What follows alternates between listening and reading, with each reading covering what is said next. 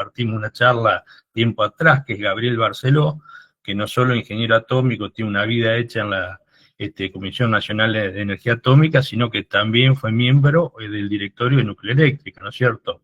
Pero bueno, para empezar, yo creo que no sé, me tenía que autorizar a compartir a pantalla o no. Yo quiero compartir para poder que vean ellos el PowerPoint. A ver. Ventana, a ver. A ver, acá está, a ver. Creo que podés en forma directa, Ariel. Sí. Bienvenida, Gabriel. ¿Se ve ahí? Gente. Ahí está. Hubo una Ahí cuestión está. de agenda. Mostrar mi pantalla.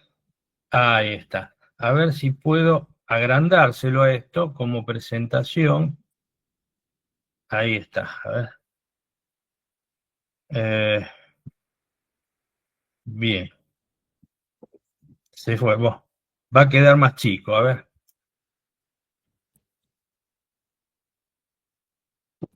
Compartir. Eso se puede agrandar de acá. Sí, sí. Ahí se ve bien. Bien. Bien, para ir, yo, a ver si de acá, no, de acá no se puede mover. Qué problema esto, ¿eh?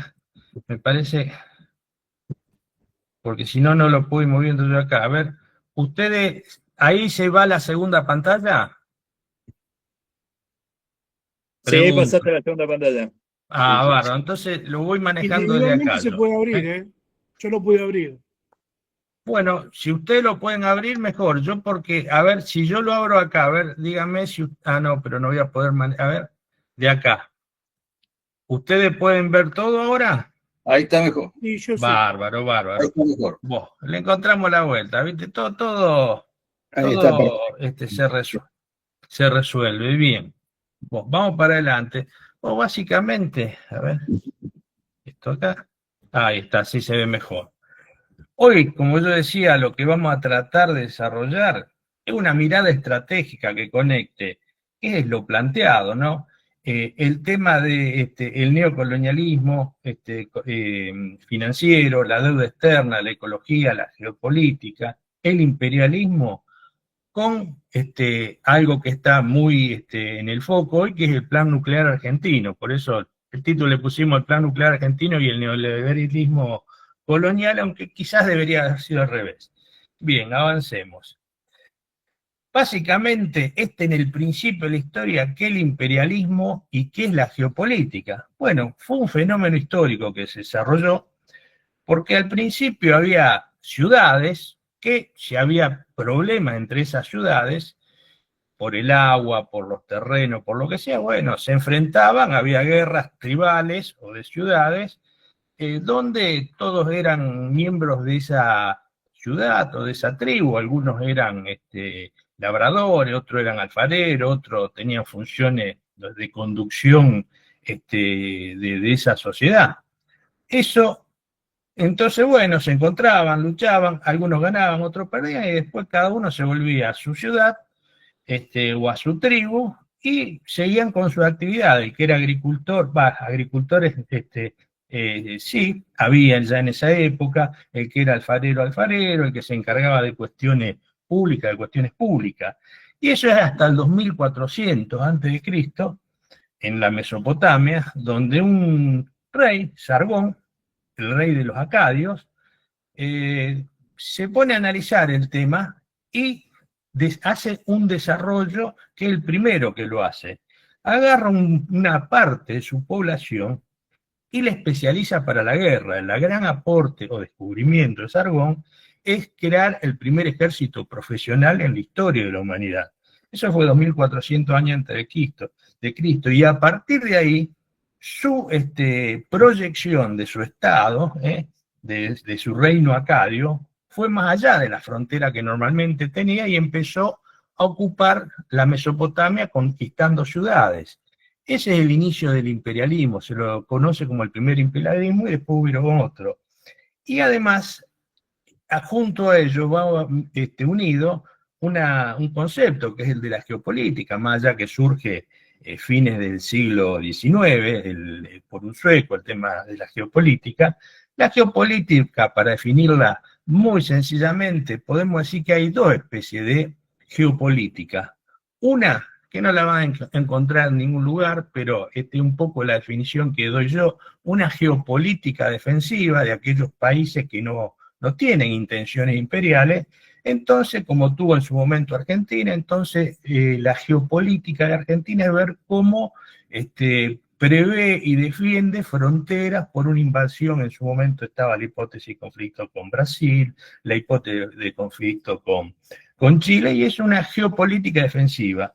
Pero los estados fuertes, las naciones fuertes, los imperios, hacen una proyección geopolítica más allá, allende sus fronteras, con el objetivo de apropiarse de recursos naturales, de pasos estratégicos, de población. Los esclavos también eran una gran moneda de cambio en su momento, fuentes de recursos naturales, fuentes de agua, etc.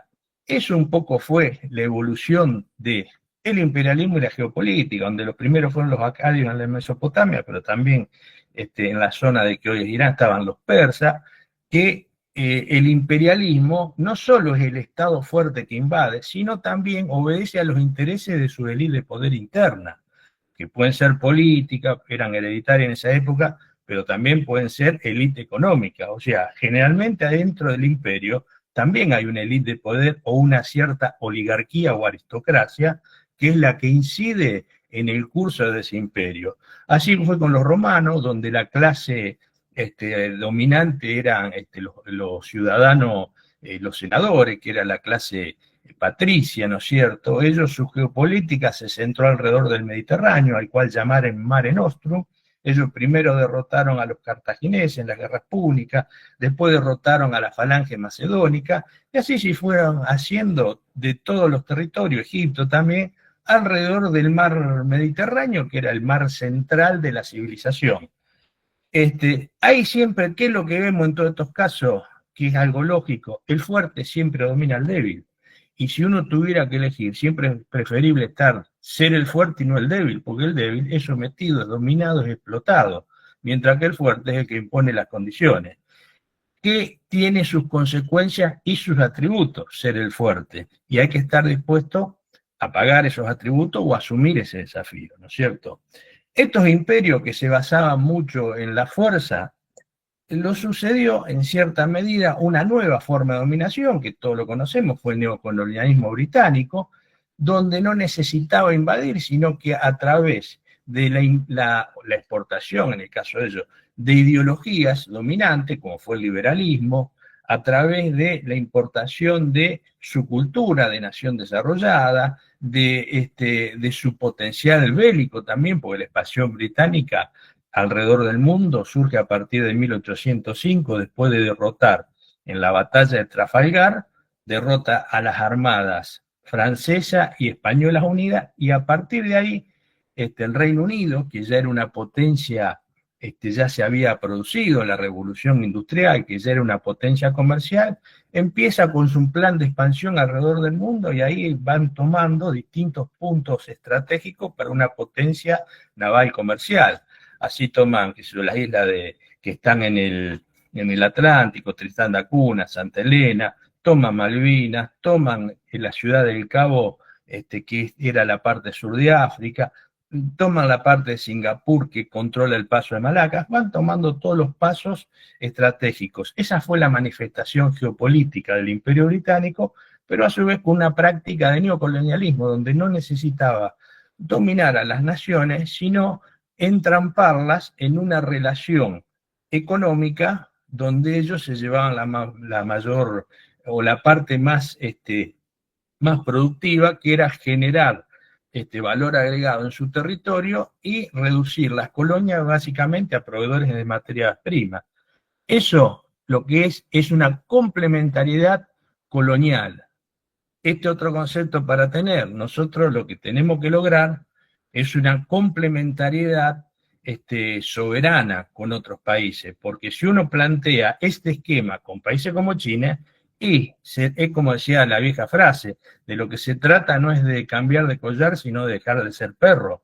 pero una complementariedad soberana con países poderosos se puede siempre y cuando haya una decisión política y haya un proyecto político nacional soberanista manejando los destinos de la patria.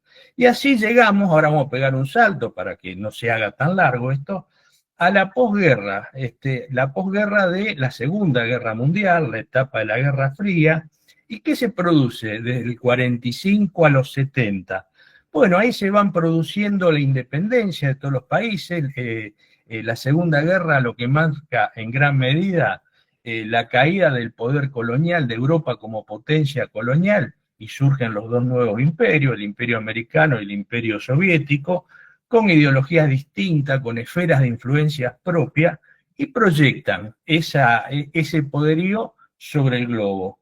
Pero vino munido la Segunda Guerra, además de la descolonización, que era lo que necesitaban para la nueva etapa neocolonial los norteamericanos, en particular en el mundo occidental, del lado soviético fue distinto, y se ven un gran crecimiento demográfico debido a que había, después del gran crack del 20 en Estados Unidos y la Gran Depresión, surge una nueva concepción económica, que es el keynesianismo, que promueve el desarrollo, saca de esa crisis productiva y económica tanto a Alemania, porque en Alemania se aplicaron medidas similares a la del New Deal de Estados Unidos, y después se escribe la teoría de Keynes, pero ahí hay un Estado activo, un Estado que invierte, un Estado empresario en algunos casos, un Estado promotor del crecimiento, y eso se trasladó a todos los países del orbe en gran medida.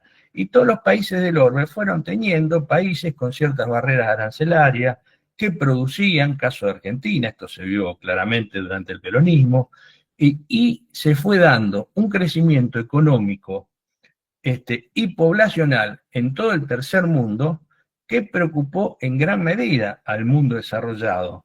En la década del 70, lo que ocurre, por eso llegamos del 45, toda esa etapa donde se da un crecimiento, y en los 70 donde el tercer mundo empieza a tener voz en el mundo de ese momento. Esto preocupa en el centro de los países centrales y a sus clases dirigentes, a su élite, y se proponen cambiar esta realidad, porque no solo es una cuestión de no perder el liderazgo, sino que los recursos esenciales de materias primas sean utilizados por los países centrales y que los países periféricos sigan siendo proveedores de materia prima, porque si se seguían desarrollando industrialmente, en esa época se clasificaba a los países en tres clases: países subdesarrollados, países en vía de desarrollo y países desarrollados. Generalmente los subdesarrollados o en vía de desarrollo era la periferia de los países centrales, que eran los desarrollados, que básicamente en el mundo occidental era Europa y Estados Unidos, principalmente Estados Unidos después de la Segunda Guerra, después nuevamente Europa fue cobrando su peso. Entonces, del centro del imperio, ellos tienen muchos centros de pensamiento, muchas élites de poder, y una de ellas es un personaje muy potente en esa época, que era David Rockefeller, hace este planteo en el famoso grupo de Bilderberg, en 1972, plantea este problema del crecimiento del tercer mundo, del desarrollo industrial, y plantea sumar a Japón en los 70, que ya era un país que venía desarrollándose bastante bien. Ya en el 80 Japón logró un gran peso, ¿no es cierto?, industrial y económico, y en el club de Bilderberg le dijeron que no, que eso era para la élite empresaria y de poder occidental.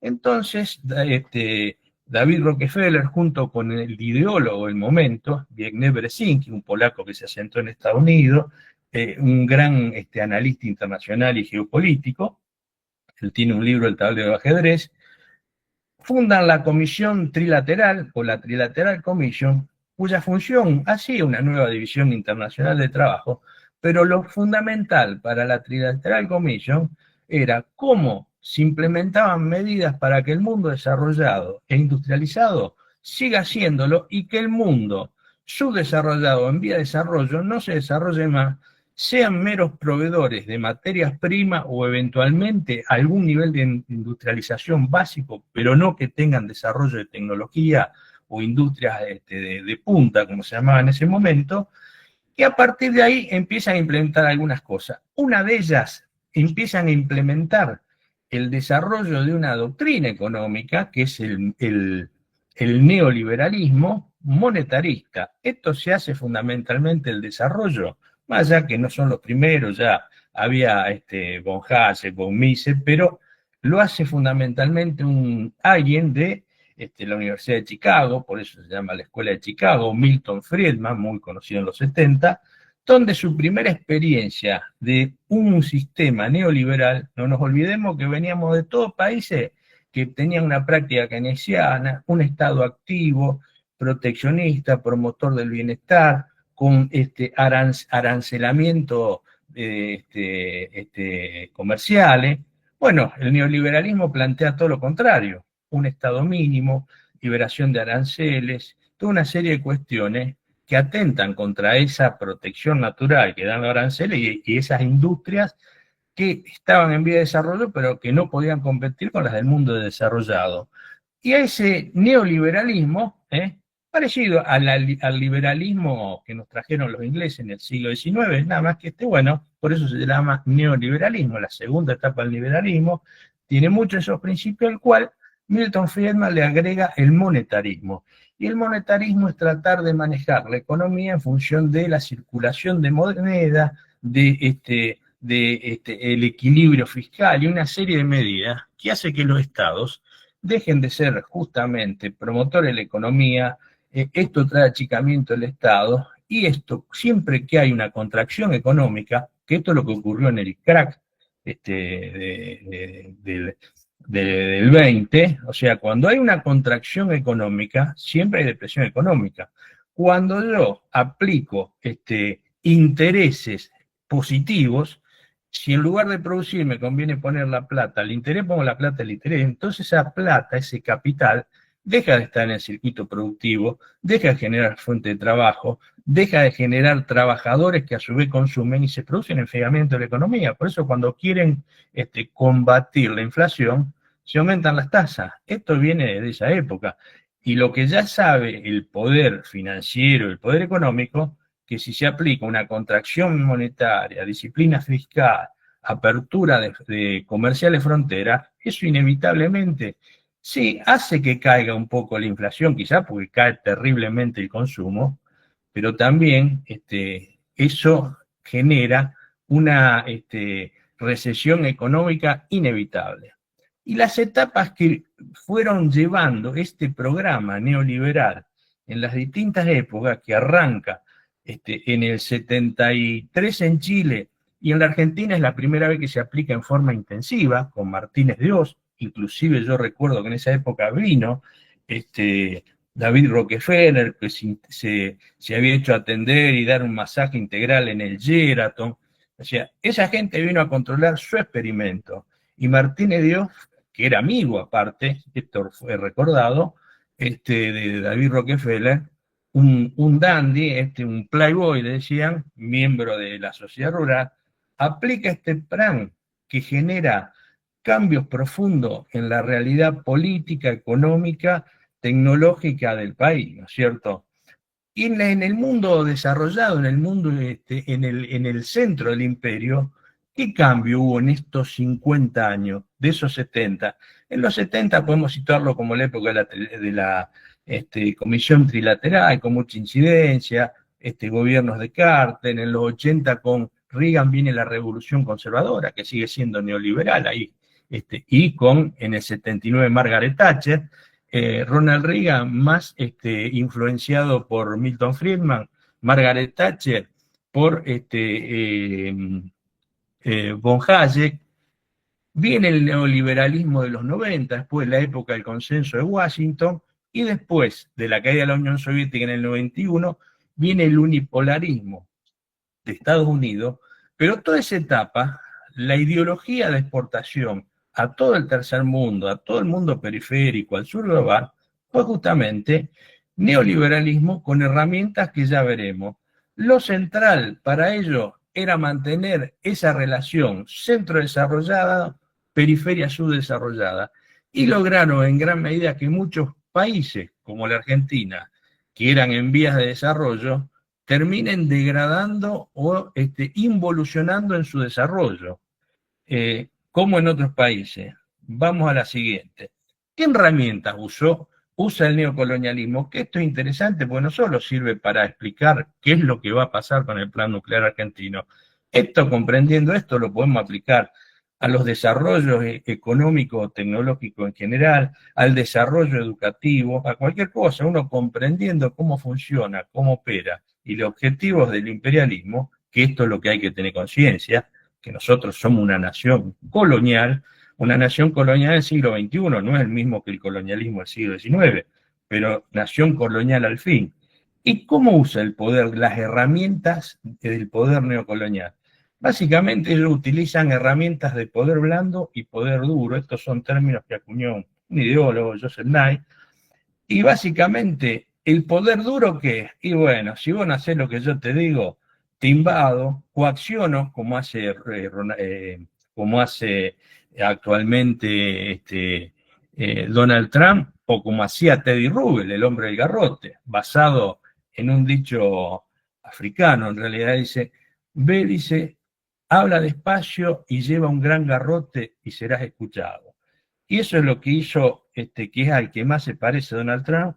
Teddy Roosevelt era el hombre garrote que generó un imperialismo prepotente sobre Centroamérica, inclusive debido a él se divide Colombia, se genera el Panamá, y ahí se hace el canal, porque eso siempre estuvo en vista de Estados Unidos, que quería tener una rápida conexión con sus flotas del este y su flota del oeste, ¿no es cierto? Además de la cuestión comercial, por supuesto. Entonces, ¿es el poder duro y el poder blando qué es? Bueno, el poder blando es poder llegar a tener entendimiento económico, poder llegar a acuerdos de inversiones extranjeras que van a traer el desarrollo, que nunca lo traen. Es el poder cultural, el American Way of Life, que todos queremos imitar, ¿no es cierto? Y no llegamos nunca. El manejo de la información, que cada vez se ha hecho más potente y más integral, hoy ya con el tema de las redes.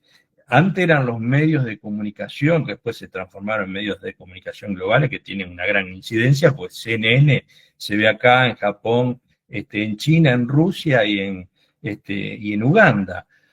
Pero además de eso, hay que sumarlo hoy que hay todo un mundo digital. Nosotros hemos nacido en un mundo físico. Lo que tenemos que tener conciencia es que unidimensional, donde había medios de comunicación. Hoy ya no vivimos en ese mundo unidimensional, sino que vivimos en un mundo bidimensional, nos guste o no. Por ejemplo, nosotros ahora estamos conectados virtualmente y podemos intercambiar pensamientos, emociones, podemos llegar a acordar, podemos llegar a pelearnos, y esto se da en el mundo virtual. Hay una conjunción entre el mundo físico y el mundo virtual. Pero en el mundo virtual hay un montón de herramientas que tienen un gran poder para forjar y manipular la mente de la población.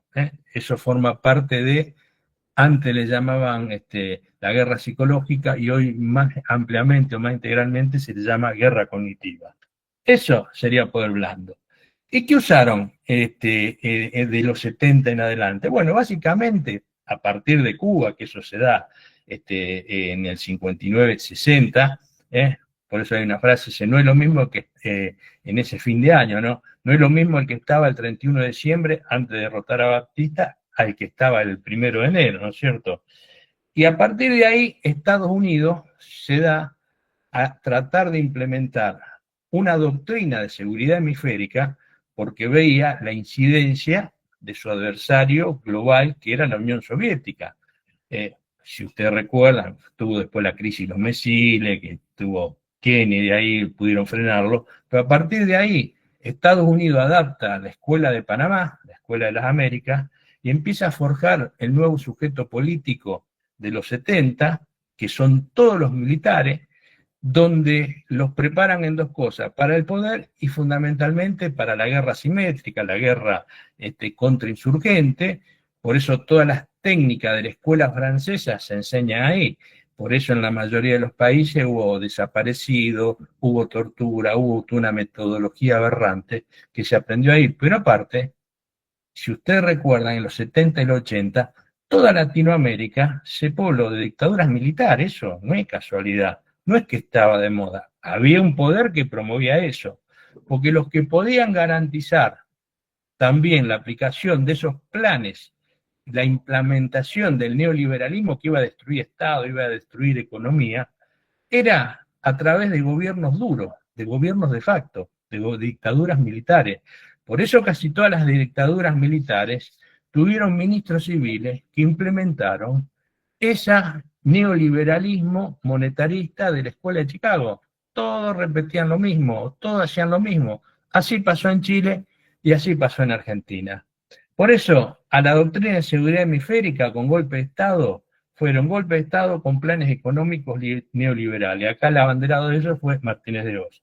A esto hay que sumarle la doctrina económica, que justamente es el neoliberalismo monetarista. ¿Qué tiene esto? Bueno, como dijimos, tiene disciplina fiscal, o sea, el Estado gasta lo mínimo, hay una subsidiariedad del Estado, hay un achicamiento del Estado. ¿Qué es lo que dicen? Lo hizo Menem, lo hace Milei. No, el Estado no tiene que ser empresario, todos los institutos, que eso lo haga el mundo privado. Nosotros no tenemos que producir. El Estado es para administrar los derechos políticos de la población. De la economía nos desentendemos, eso le corresponde a la inversión privada.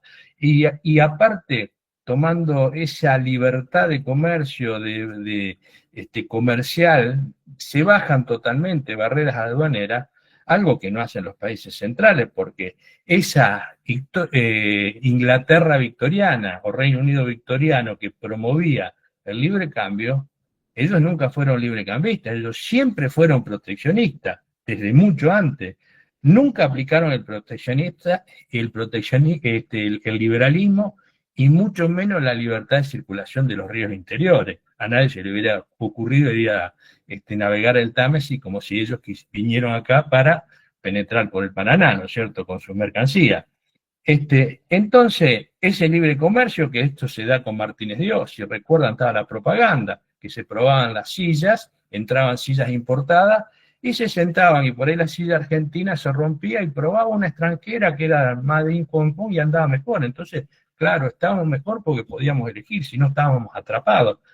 Esa guerra psicológica se dio sobre la población, pero eso todavía, si ustedes se fijan, todavía podemos ver mucho de esa culturización, o enajenación cultural argentino en contra del interés nacional, en contra de lo nacional. Es una redición un poco de civilización y barbarie de Sarmiento a los contextos contemporáneos.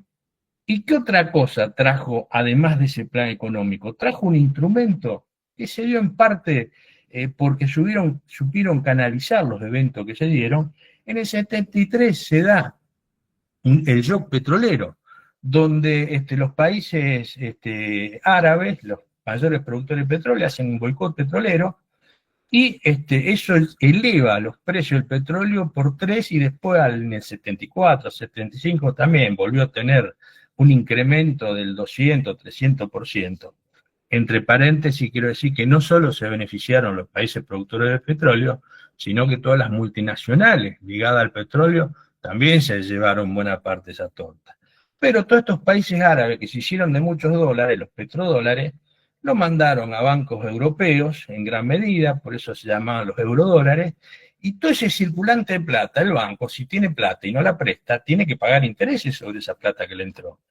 ¿Y cómo hicieron? Y bueno, como ya tenían estas dictaduras militares, las endeudaron a todas, empezaron a crear una herramienta de beneficio financiero para los bancos, con esa plata que venía del mundo árabe, y a su vez, esa deuda externa después fue la herramienta que ellos ya tenían vasta experiencia, los ingleses, en el siglo XIX, si recuerdan el tema de la deuda de la Baring Brothers con Rivadavia. Entonces, esa deuda externa que se fue generando en todos los países desarrollados sirvió como herramienta de condicionamiento político, porque después para renegociar la deuda venía un auditor, que era el Fondo Monetario Internacional, y decía, no, bueno, mire, acá se puede renegociar, daban el visto bueno, la bendición, si uno aplicaba medidas neoliberales todavía mucho más estrictas que le estaban aplicando. Mayor achicamiento del Estado, mayor baja de aranceles, mayor disciplina fiscal, mayores tasas, mayor enfriamiento de la economía, etcétera, etcétera, etcétera. O sea que la deuda externa fue timba financiera internamente y para extranjeros que también vinieron, y deuda externa que después la pagaba el pueblo por el mecanismo que se vuelve a repetir, se repite con Macri, se repite ahora con los contados con liqui, o el contado con liqui uno compra acá, pero después cobra afuera en dólares. O sea, toda esa diferencia de intereses, ¿no es cierto? La pagamos nosotros. Esa bicicleta financiera gana el que trae la plata, cambia los dólares a pesos, los pesos los trabaja con buenas tasas o buenos bonos, y una vez que hizo una gran diferencia, quiere volver a dólares. Y ahí el país necesita recuperar los dólares. ¿Cómo lo consigue? Bueno, endeudándose más, vendiendo YPF como hizo Menem en su momento, consiguiendo préstamos del fondo, porque los grandes grupos económicos locales y extranjeros necesitan dólares, y esos dólares se van afuera después. Y a nosotros nos queda el país endeudado. Esta es la historia de la deuda eterna, de una deuda odiosa, porque el pueblo nunca la usufructuó. Inclusive está el fallo del juez Ballestero, de Alejandro Olmo, que hizo un gran trabajo, junto con un rosarino, un contador de acá, que trabajaron juntos, pero bueno, el trabajo mayor lo hizo Alejandro Olmo, y la deuda externa se genera en toda esa etapa, y es algo que, cuando se va al gobierno justicialista en Argentina, tenía una deuda de 4.000, 5.000 millones de dólares. Cuando deja el gobierno militar había una deuda de 43.000, 45.000 millones de dólares, de lo cual la mitad era deuda de los privados. Había más de 20.000 millones de dólares de privados. ¿Qué se hace durante el gobierno constitucional? Esto ya apalancado desde antes por una operatoria de Cavallo en el Banco Central en el 82. Bueno, se estatiza la deuda privada, la deuda de los grandes grupos económicos, de los ricos, la paga el Estado, o sea, la pagamos todos nosotros a través de los impuestos. ¿Con qué? Y bueno, con mayor disciplina fiscal, con mayores impuestos. Esta es la historia del colonialismo que se da. ¿Qué otra cosa usó el colonialismo?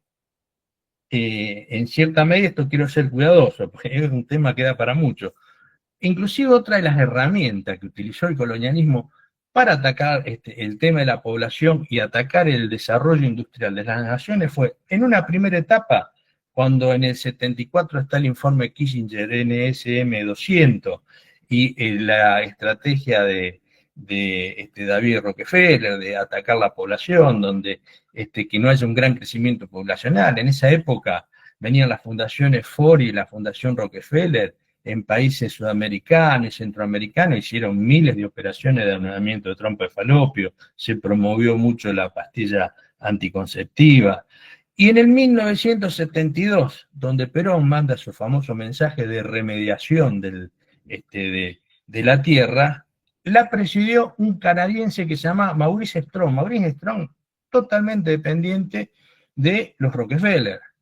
¿Cuál era el gran problema en esa primer gran cumbre de la Tierra del 72? El gran peligro para la humanidad era el crecimiento demográfico.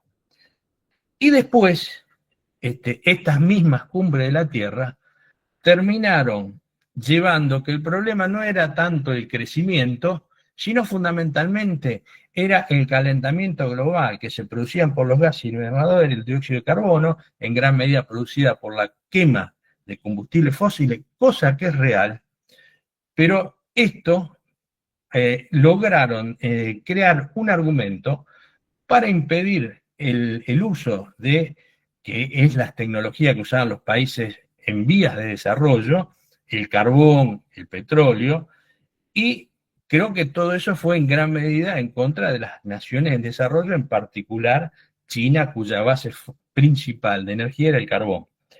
Hay calentamiento, quiero ser cuidadoso en eso, porque yo soy un ecologista, pero me considero un ecologista sensato, racional. Acá el tema del calentamiento global, pues siempre hubo periodos de mayor y menor calentamiento en la Tierra, es, primero, definir si el calentamiento global por dióxido de carbono el calentamiento global de raíz antropogénica que genera el hombre es el que determina el calentamiento global. Porque en realidad el gas de calentamiento global más grande, mucho más que el dióxido de carbono, es el vapor de agua, que tiene mucha relación con los ciclos solares, manchas solares. Entonces, por un lado, que eso no está definido. Muchos dicen que sí, pero el panel de las Naciones Unidas no son especialistas, son comisiones políticas que dicen lo que los gobiernos quieren que digan. Entonces, el calentamiento global fue usado políticamente, que puede existir o no puede ser de origen antropogénico o no, pero sí fue utilizado inteligentemente. ¿Qué hizo esta gente? Bueno, creó los bonos de carbono. Si ustedes se acuerdan, el vicepresidente Boldoy andaba con su valijita y ese gráfico que había aumentado el calor y el dióxido de carbono, y en realidad había una gran mentira ahí, porque el calor no aumentó porque aumentó el dióxido de carbono, en realidad es al revés. Primero aumentó el calor de la Tierra y después aumentó la concentración de dióxido de carbono en la atmósfera. Entonces, Bob arma una bolsa de bonos del carbono, que los bonos del carbono dice, bueno, vos no contaminás, vos eliminás estas industrias contaminantes, yo te doy un bono de carbono para que vos no contamines. O sea que ellos siguen contaminando y siguen desarrollando, mientras que nosotros, los alemanes, que eliminaron un montón de cosas, siguen, digamos, reduciendo su potencial industrial para no contaminar. ¿Quién hizo como dato histórico? Hubo un abogado que hizo todos los reglamentos de esa bolsa de carbono, que era un negro muy simpático, muy entrador, muy inteligente, que después llegó a presidente de Estados Unidos. El que hizo eso fue Barack Obama, los reglamentos y toda esa bolsa donde vos dos le hicieron fortunas.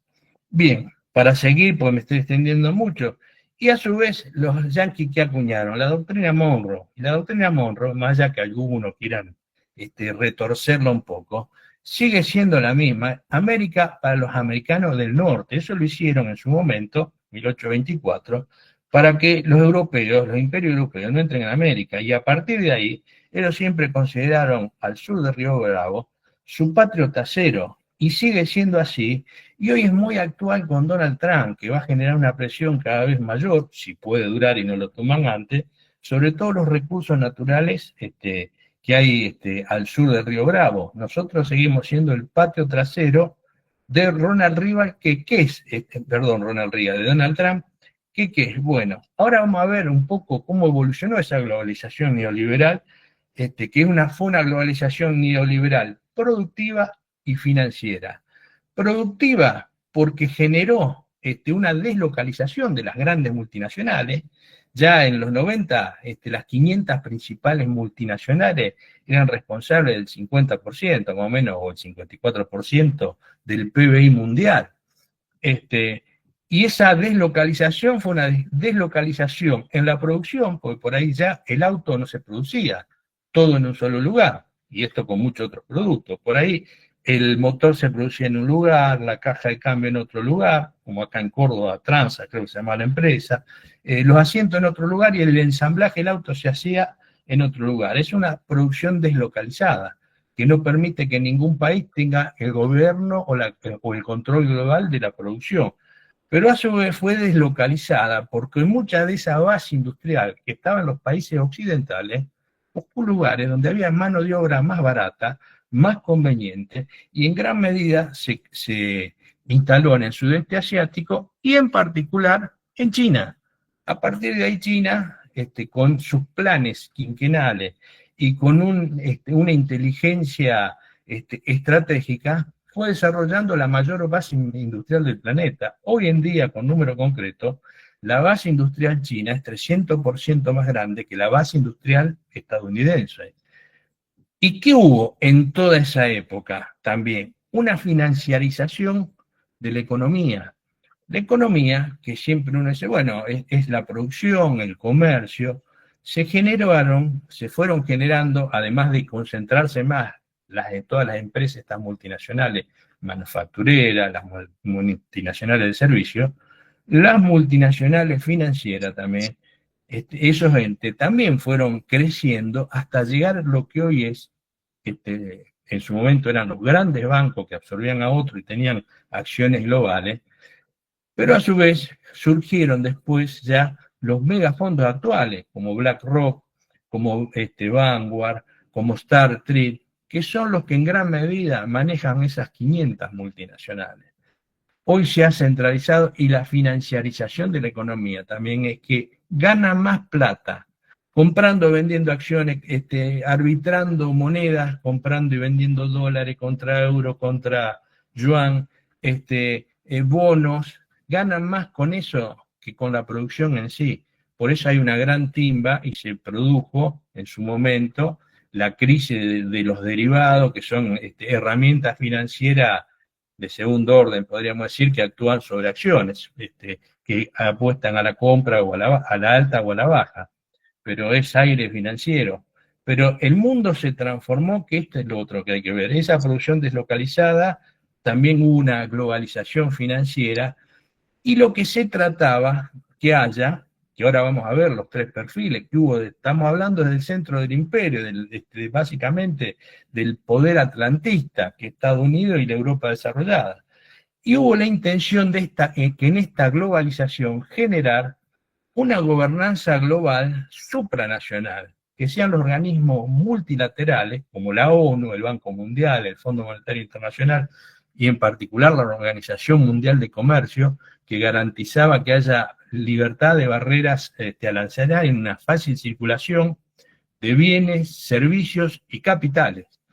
Eso es lo que se trataba, porque la globalización del mundo occidental en gran medida fue algo que benefició a sus élites económicas, a sus élites de poder, por sobre el interés de los estados de origen.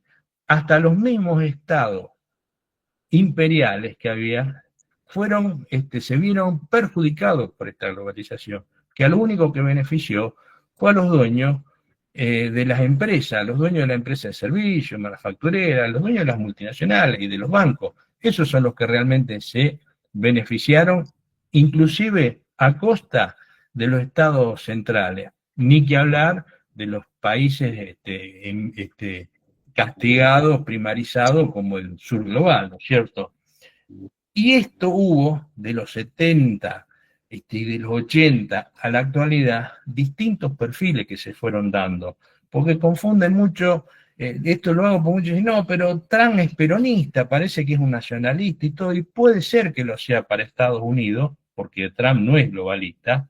Hubo globalistas puros, las tres categorías que yo hago, algo de esto escribió, o sea, ahí tiene un libro, Jalil Ferrame, gran pensador y geopolítico mexicano.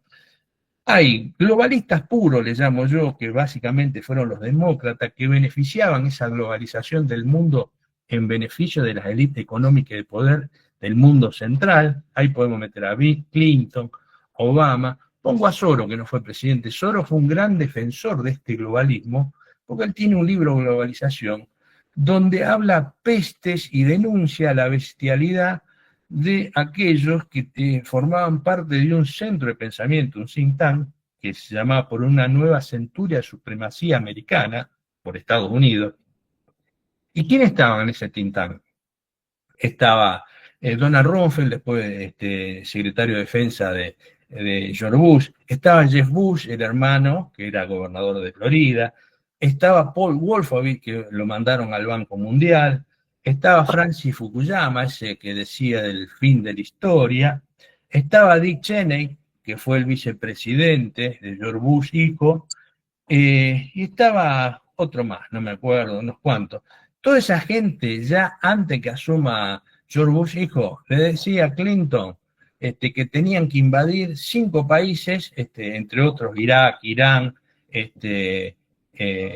Siria, tenían que invadir todos esos países y quedarse con el petróleo porque Estados Unidos debía manifestar su supremacía porque era la única potencia global que quedaba, pero no dejaban de ser globalistas, lo que preservaban ellos un Estado gendarme mundial, mientras que Soros hablaba peste de esta gente porque él estaba alineada en la otra interna, de los globalistas puros, que no querían que haya un Estado gendarme mundial, sino que bregaban más por esa gobernanza mundial a través de organismos multilaterales como decía la ONU, el Banco Mundial, el Fondo Monetario Internacional, la Organización Mundial de Comercio, con muchos foros como el de Davos, de Bilderberg, donde ellos consensúan muchas cosas, porque ahí no querían que haya estados que marquen la marcha del mundo. Esta élite económica global es la que quería, en cierta medida, hacer el mundo a su medida.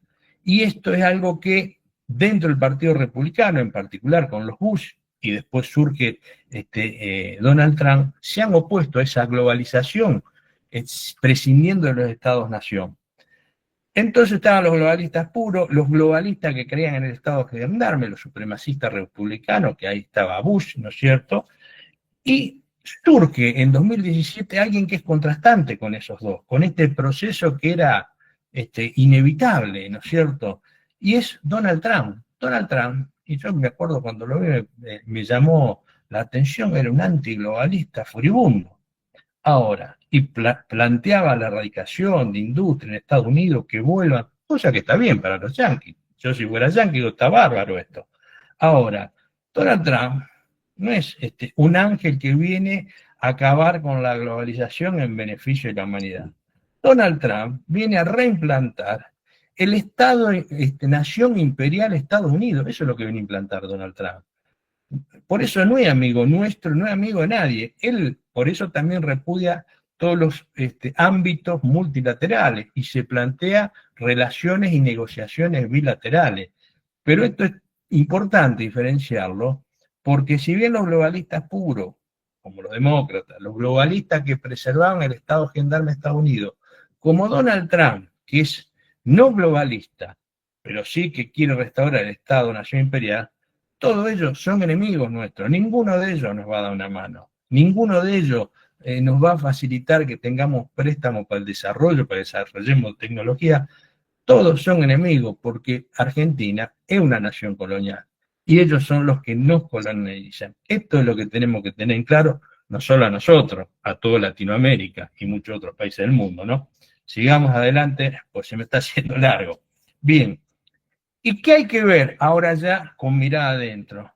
Que muchas veces Argentina se desarrolla un poco, después decae, desarrolla tecnología, instituto, industria, y después se cierran, se funden. Estamos locos los argentinos, ¿qué nos pasa?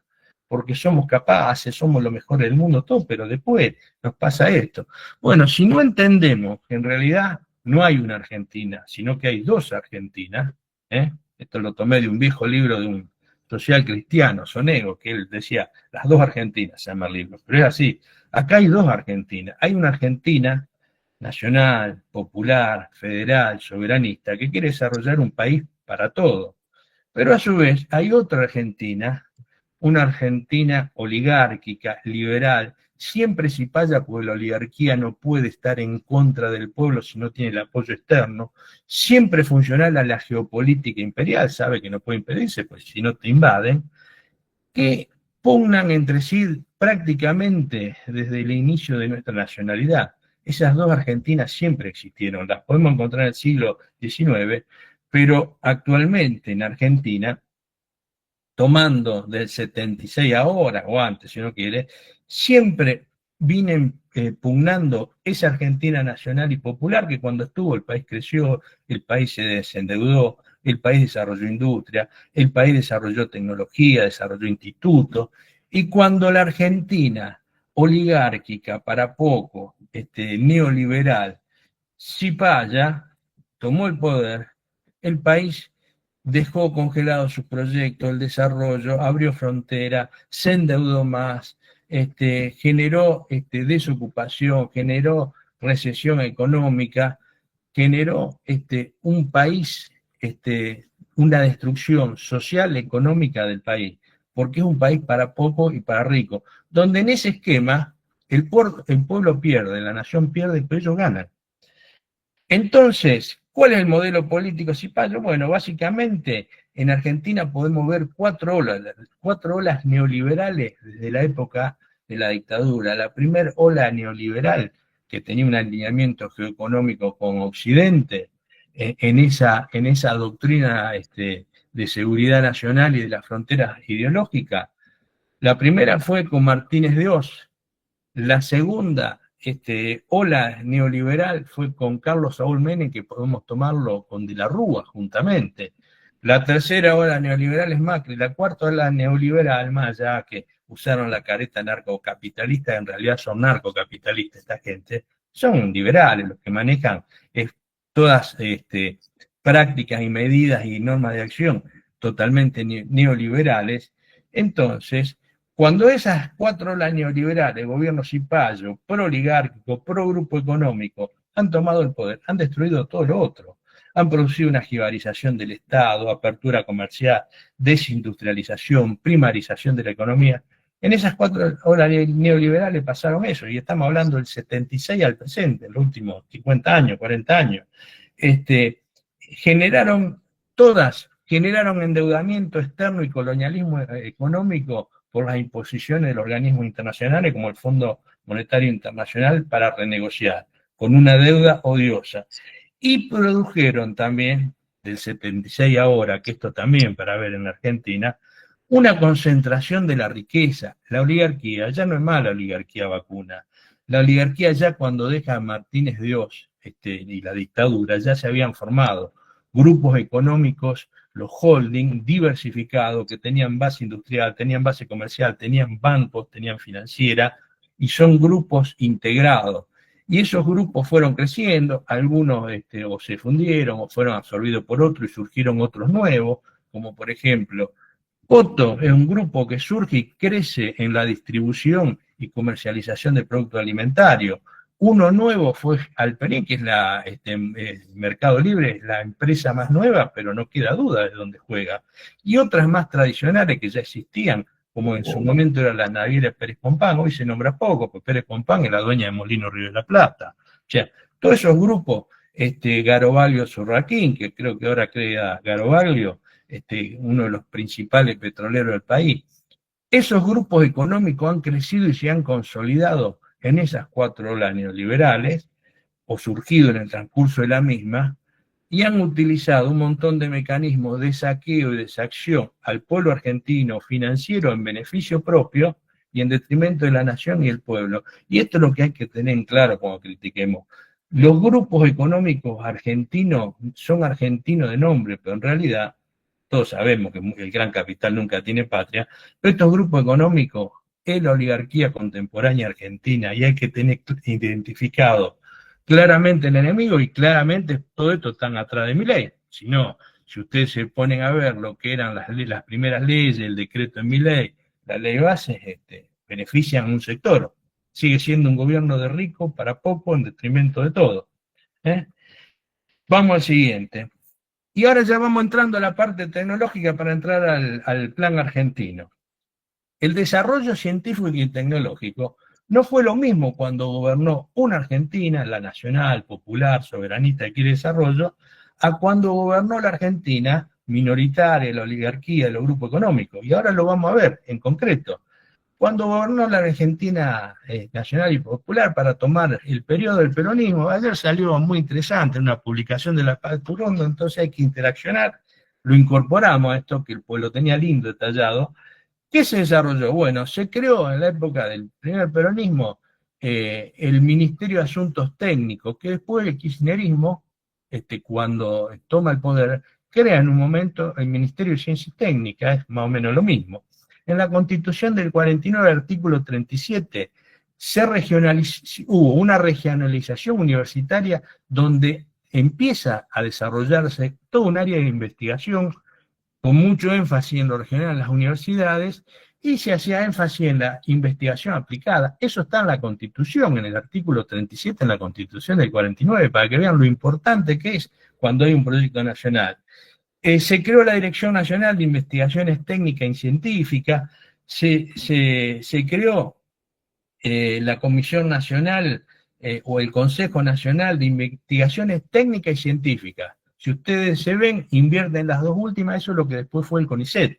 Se creó el Consejo Nacional de Investigación Agropecuaria, eso es lo que después se transformó en el INTA. O sea, no vienen de la época de Frondizi.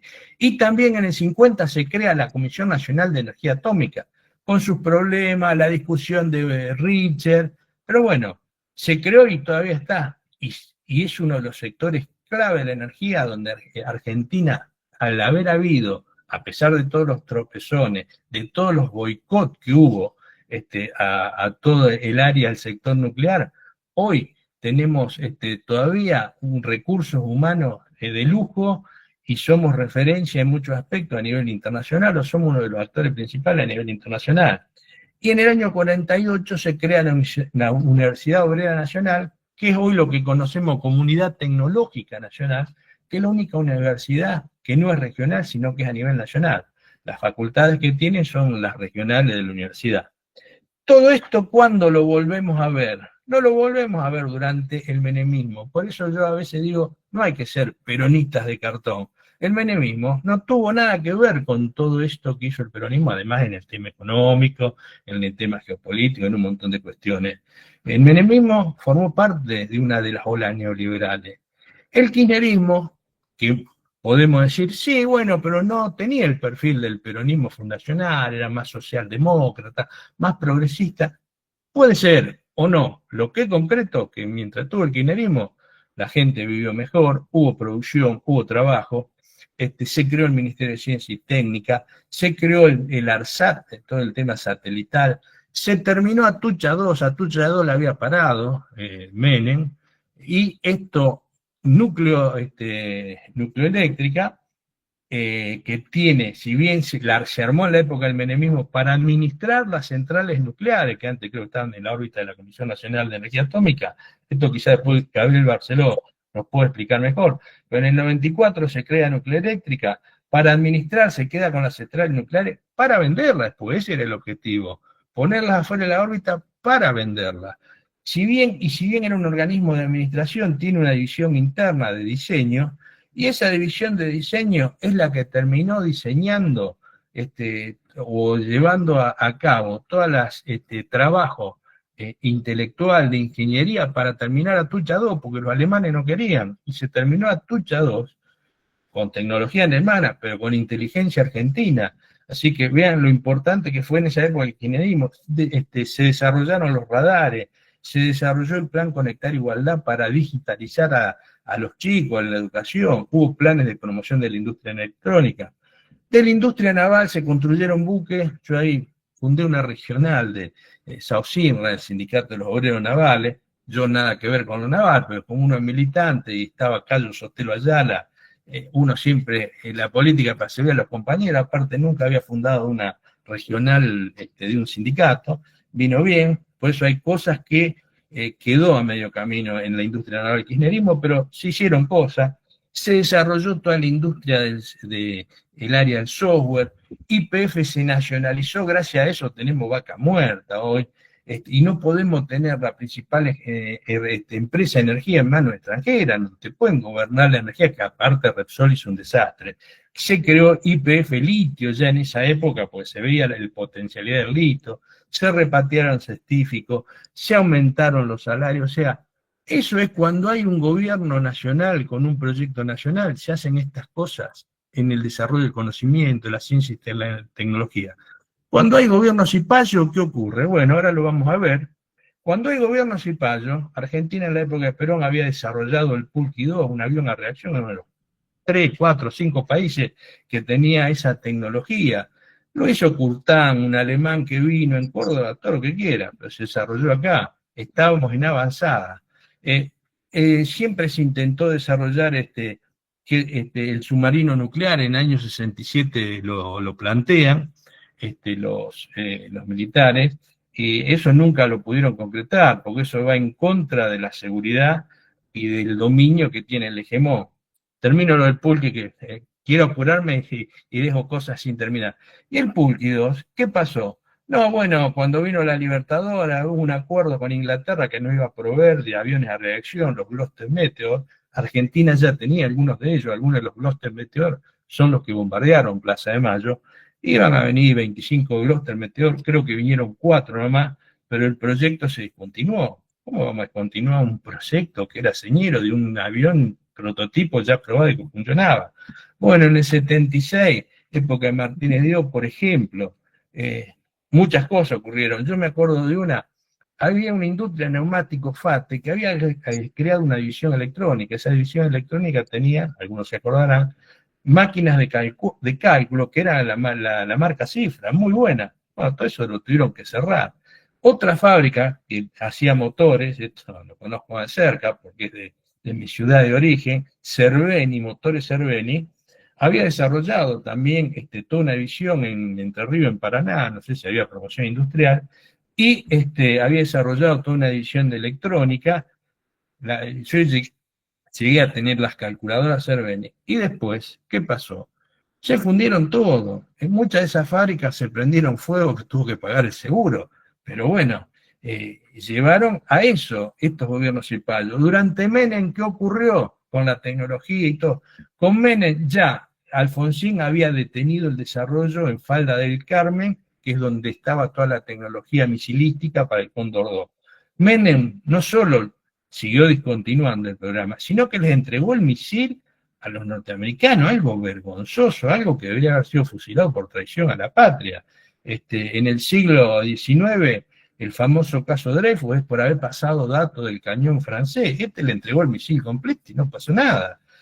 Atucha 2, Menem es el que la discontinuó porque ya estaba. La terminó el kirchnerismo. Nucleoeléctrica crea Nucleoeléctrica justamente para poder vender las centrales nucleares. Pasa que no le dio el tiempo. Privatizó YPF, se la dio a Repsol, privatizó Aerolíneas, privatizó Entel, privatizó todas las empresas nacionales. ¿Qué hace Macri? Tercera ola neoliberal. Paraliza el ARSAT, vende un satélite, se paraliza todo ese desarrollo. ¿Y quién estaba jefe de ARSAT? Estaba el yerno de su ministro de Defensa, Aguad. Es un muchacho que aparece mucho, muy emocional y por ahí llora. De Loredo, ¿le suena de Loredo? Bueno, ese muchacho es el que destruyó eso.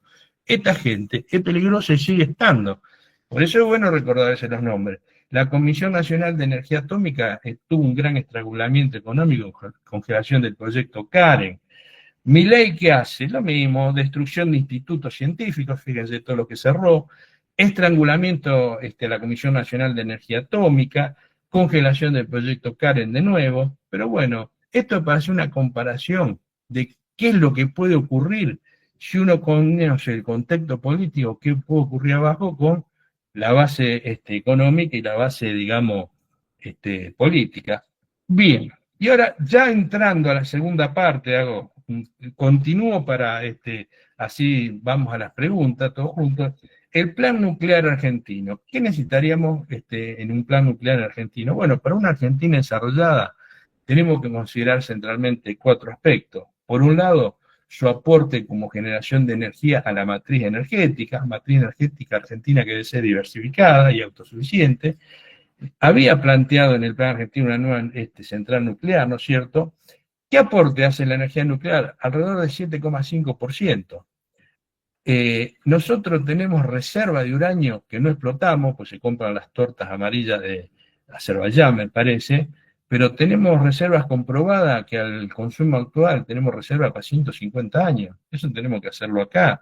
Y acá da para que el sector nuclear, por lo menos a esa matriz energética diversificada, aporte el doble.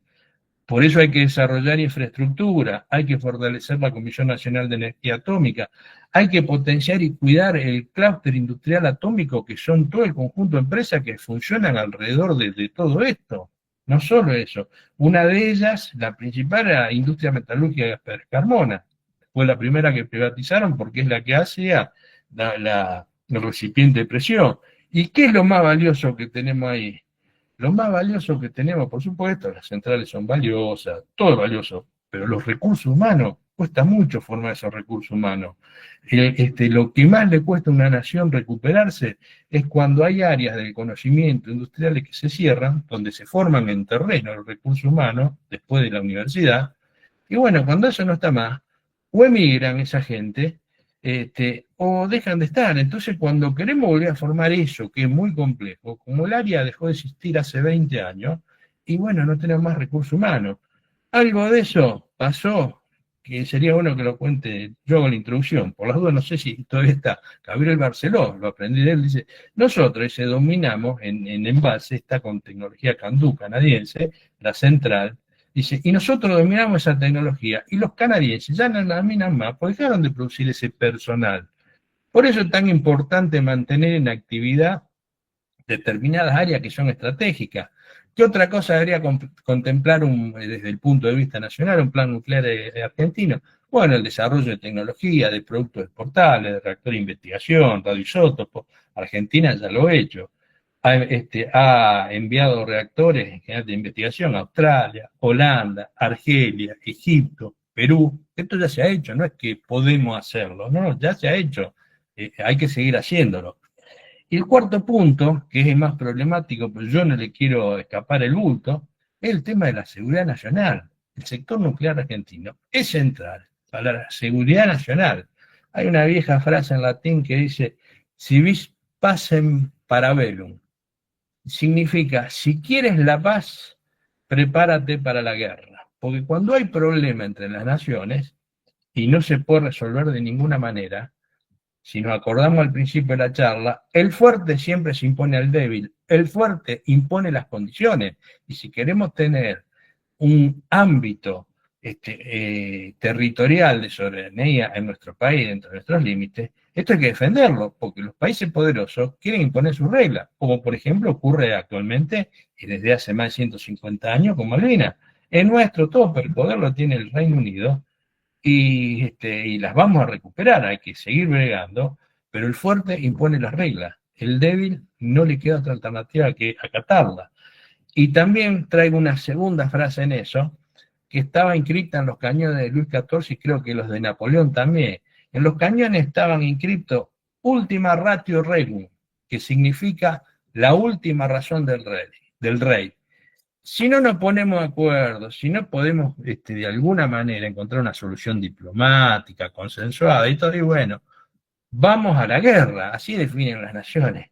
Y si vamos a la guerra y no tenemos con qué, y el otro sí, y bueno, inevitablemente las condiciones las va a poner el otro.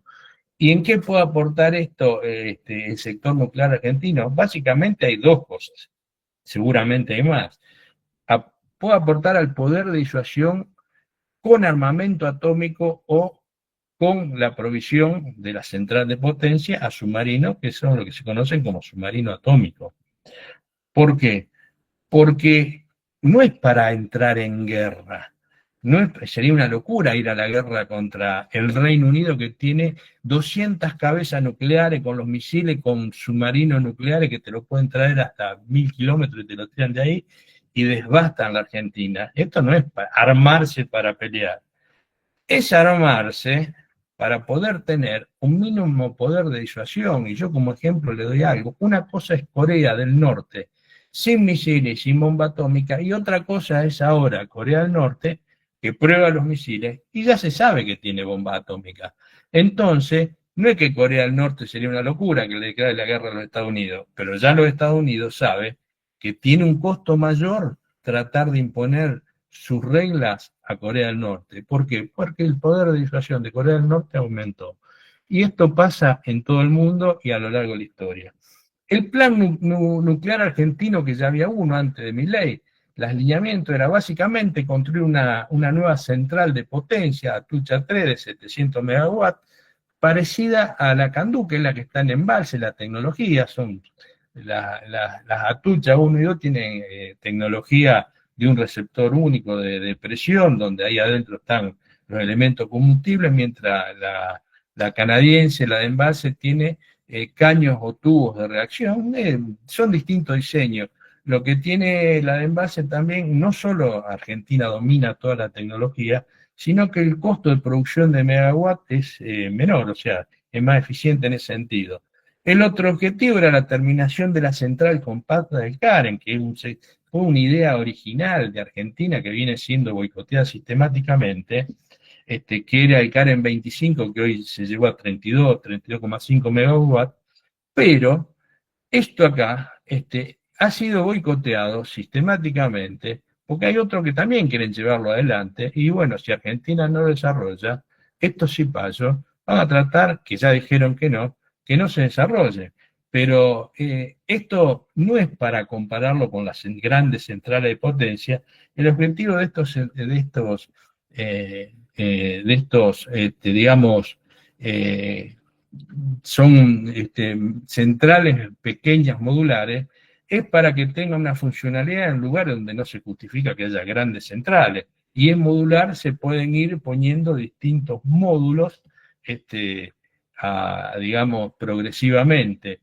El que anunció el INVAP, que es el que promueve Milei y Rey de que están también, es uno modular, nada más que los módulos ya tienen 300 megawatts. Poniendo 4 módulos ya se van a una central de 1200 megawatts. Bueno, y la tercera propuesta, esto del tramo nuclear argentino, era terminar en marcha el reactor RA10N6, ya que es multipropósito, y la reapertura que en su momento fue la más grande del mundo, de la planta industrial de agua pesada, que se utiliza en los 3 reactores, en los 2 de Atucha y Embalse, como modulador y en el circuito primario de enfriamiento. Y entramos en la valoración política de Milei, que más allá que muchos de ustedes lo saben, pero sabiendo todo lo que charlamos con anterioridad. ¿Qué podemos esperar de Milei, un gobierno cipayo? No podemos esperar algo distinto, además. Ya sabemos cuál es el formato que tiene. O sea que desde una perspectiva histórica de Argentina, un país colonial, gobernado por la Argentina de las minorías, de la oligarquía, de los grupos económicos, siempre que gobernaron esos gobiernos, tuvimos que renunciar a tecnología ya desarrollada, tecnología del país, pasó con el Pulqui 2, pasó con el submarino atómico, el misil Cóndor 2, el ARSAT-3, y el Karen es muy probable que tenga la misma suerte. Es más, ya dijeron que el Karen no es viable. Pero vamos a tomar las palabras de Javier Milei. ¿Qué dijo Javier Milei? Bueno, dijo, soy un topo que vengo a destruir el Estado. Ya con eso, esperanza no podemos tener. Por lo que su plan, indudablemente, un plan de privatización, que es en realidad lo que le interesa, transformar Nuclear Eléctrica en su composición accionaria para poder darle un 5% a los trabajadores, para ver si no hacen lío, se queda el 51% el Ministerio del Estado Nacional, que en manos del Ministerio de Economía, para que no digan que le enajenó, pero el 44% quiere venderlo. Y el que lo compre seguramente lo va a comprar barato si es que lo dejamos. Si es que lo dejamos y no hacemos nada, ¿no es cierto? Y al atacar el plan nuclear, no solo ataca la infraestructura, el capital que hay, sino una de las pérdidas, reitero, una de las pérdidas más grandes y trágicas es la pérdida de los recursos humanos, ese personal calificado que lleva años formarlo. Y además que tenga en el pecho la bandera argentina, porque hay mucho para leer la entrega que tuvieron y el orgullo de esta gente. Por eso es fundamental apuntalar y defender el plan. Valorando las medidas de Milei rápidamente, ¿qué hizo Milei? Una estrangulación económica, bajó del 2% al presupuesto del área, que está presupuestado 3,9 en el presupuesto, y el último gobierno había dado un 3, bueno, lo bajó al 2. Hay pérdida de recursos humanos, esto ya se ve, un daño estratégico. El recurso humano es el poseedor del know-how, del saber hacer, que son los que, por ejemplo, desarrollaron Atucha 2 o la terminaron. La privatización está en marcha, ya lo dijeron con Nuclear Eléctrica, pero la primera empresa que privatizan es INSA. INSA, además que se desarrollaba tecnología de Mendoza, desarrollaba turbinas para centrales hidroeléctricas, también desarrollaba el receptor de presión del Karen. Por lo tanto, si queremos volver que aparte de eso, industria metalúrgica Pescarmona estaba en gran parte, el 67% era el FONDEP, el Fondo Nacional de la Defensa, que se creó durante el kirchnerismo, que únicamente puede ser afectado a infraestructura, armamento, a fábrica, y bueno, habían comprado el 67%, el 20% era de la industria de la provincia de Mendoza, y bueno, había que refinanciar unas deudas, decidieron liquidarlo, lo compró una empresa americana. Por lo tanto, si decidimos volver a reactivar el Karen, el gobierno nacional y popular, la empresa clave que le fabricaba, que eso también hay un know-how en esa empresa privada que forma parte del clúster del sector atómico. Y bueno, quedamos sin posibilidad de tener ese conocimiento, después hay que ver dónde lo podemos llegar a conseguir o si hay que desarrollarlo nuevo, lo que implica más tiempo y ralentización en el desarrollo. Bueno, paralización de proyectos, ya dijeron que no era viable el CAREN, lo cual es una gran mentira. No hace mucho la Agencia Nacional de Energía de la OCDE, ¿no es cierto?, una agencia internacional, evaluó de 56 proyectos para reactores modulares, cuáles eran los mejores, y el CAREN estaba entre los 4 mejores. O sea, evaluado por la OCDE, los países que están ahí, que son todos los países desarrollados, de 56 proyectos, estaba entre los 4 primeros el CAREN. Por lo tanto, lo que dice el gobierno es mentira. Quieren boicotearlo e impedir el desarrollo, porque hay otros países que compiten contra esto.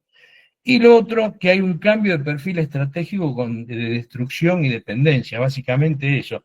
Hay un proyecto con el cual transformaría, es el ACR 300 de INVAP, que lo patentaron en Estados Unidos, y sería para los data centers de inteligencia artificial, que tiene algunas particularidades esto, que es para verlo en detalle. Esto, ¿qué es en gran medida el plan de Milei de energía nuclear y la refrigeración de los data centers?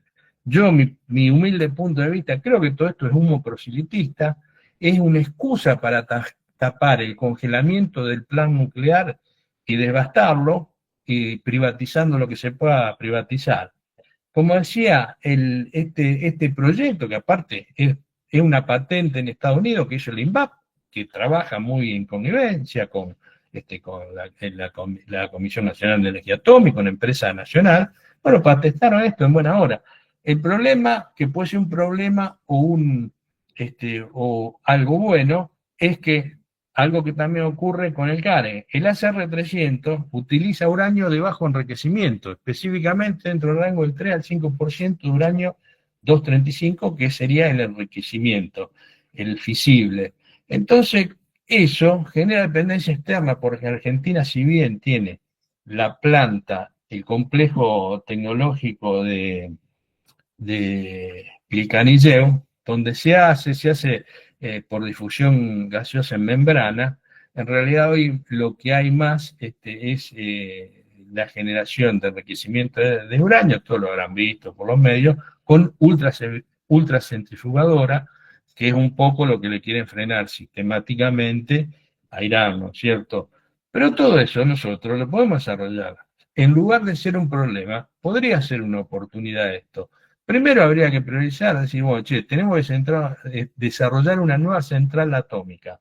Bueno, lo lógico sería lo que estaba dentro del plan, desarrollar una central atómica tipo Candú de 700 megawatts, y después, si hay espalda para hacer otra, puede ser interesante un proyecto de esto, si viene junto con el desarrollo, con el enriquecimiento de uranio en las cantidades requeridas dentro de la frontera argentina, con empresa argentina, con técnico argentino, porque sería avanzar en el conocimiento y en el dominio y en el llevar a escala el enriquecimiento de uranio. Y bueno, y el swap de 2.000 y más 20.000 millones, creo que es humo electoral del amigo americano, que después de las elecciones del 26 verá. Y las palabras finales, las conclusiones finales, se me hizo más largo de lo que pensaba, pero bueno, yo creo que es fundamental que tengamos conciencia que hay que defender el plan nuclear argentino. Esto es una batalla por la energía, pero también es una batalla por la autonomía estratégica de la nación en un área sensible. Y esto es una defensa, es en defensa de la patria. Hasta aquí terminé. Pido disculpas por la extensión, pero bueno, salió así.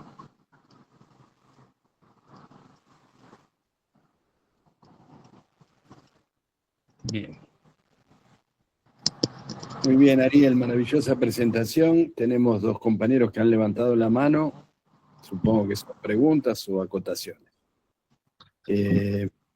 Juan Teso creo que levantó la mano primera, así que Juan.